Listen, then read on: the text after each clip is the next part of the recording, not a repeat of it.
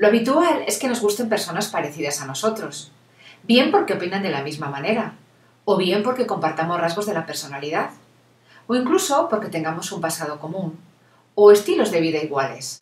Está demostrado que si somos capaces de imitar el comportamiento de nuestro interlocutor, en el humor, en su postura corporal o en su expresión verbal durante una negociación, nuestro poder de persuasión se incrementará de manera decisiva. Reflejar el comportamiento del otro también genera mayor confianza, y existen estudios en el ámbito comercial donde se ha comprobado que este tipo de actitudes multiplica por 4 la probabilidad de venta.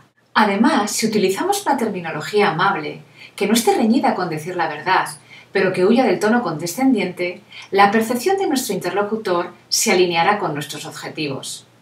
No estoy defendiendo la manipulación, sino el uso de argumentos eficaces en lugar de otros más débiles esgrimidos de manera descuidada.